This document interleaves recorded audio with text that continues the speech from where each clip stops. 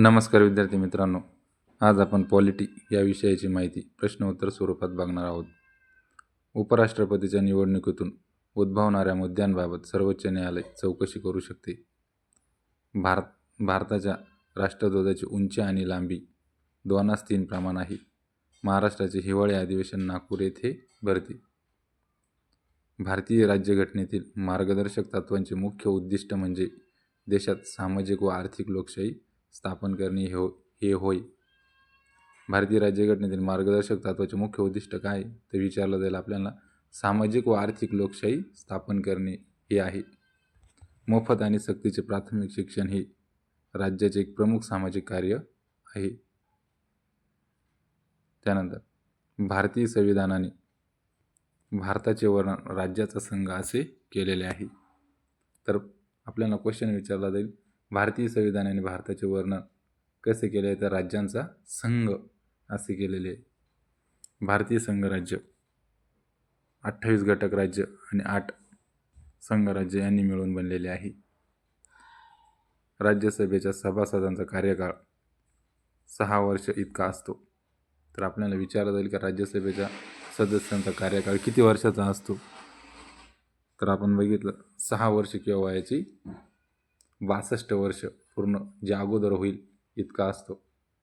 भारतीय संविधानाने एका प्रबळ संघराज्याची निर्मिती केलेली आहे. भारतीय राज्यघटनेत अंतर्भूत केलेल्या मूलभूत हक्कांचे संरक्षण सुप्रीम कोर्ट ऑफ इंडिया सर्वोच्च न्यायालय हे आहे. तर मूलभूत हक्काचे संरक्षक कोण आहे आपले, तर सुप्रीम कोर्ट ऑफ इंडिया म्हणजे सर्वोच्च न्यायालय हे आहे. कर्नाटक राज्यात द्विग्रही विधिमंडळ अस्तित्वात आहे. त्यानंतर आपण पुढील माहिती बघणार आहे. भारतातील संसदीय व्यवस्थेचा पंतप्रधान हा केंद्रबिंदू मानला जातो.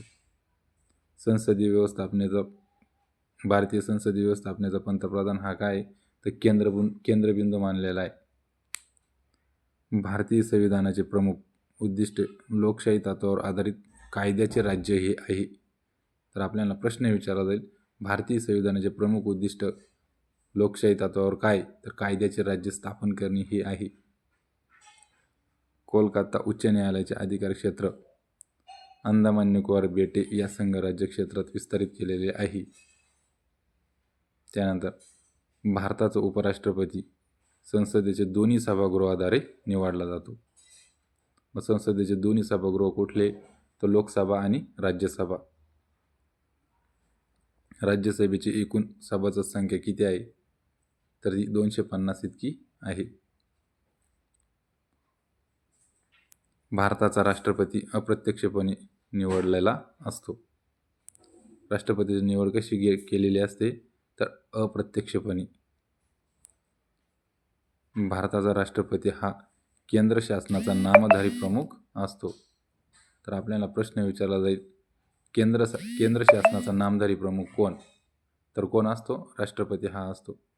फक्त केंद्रीय विधिमंडळास प्रशासकीय न्यायालय स्थापन करण्याचा अधिकार आहे.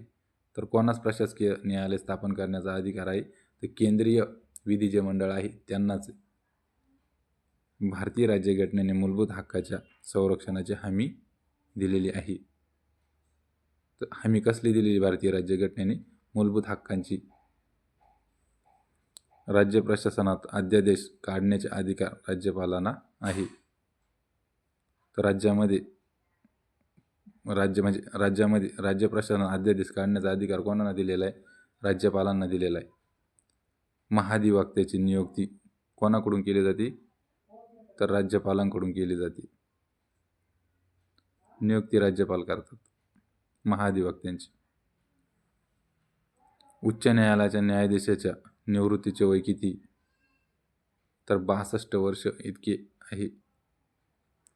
राज्यपाल हा केंद्र आणि राज्य सरकार यांना साधणारा महत्त्वाचा दुवा मानला जातो. राज्यपाल कोणाचं काम करतो, केंद्राचा आणि राज्य यांच्या दोन्हींचा मेळ साधण्याचा म्हणजेच दुवा साधण्याचं काम करत असतो. राज्य मंत्रिमंडळाच्या बैठकीच्या अध्यक्षस्थानी मुख्यमंत्री हे असतात. ज्यावेळेस राज्य मंत्रिमंडळाची बैठक बसते त्यावेळी त्याचं अध्यक्षस्थान कोण भूषवतो? तर मुख्यमंत्री हे भूषवतात. भारतीय प्रशासकीय सेवा, भारतीय पोलीस सेवा व भारतीय वन सेवा या सेवांचा समावेश अखिल भारतीय सेवेत करण्यात आलेला आहे. त्यानंतर यशदा या संस्थेची स्थापना कधी झालेली? तर 1990 या वर्षी झालेली यशदाची. तर कधी? 1990. लक्षात राहू द्या. लोकलेखा समितीवर शासनाचे एकही प्रतिनिधी नेमलेले नसतात.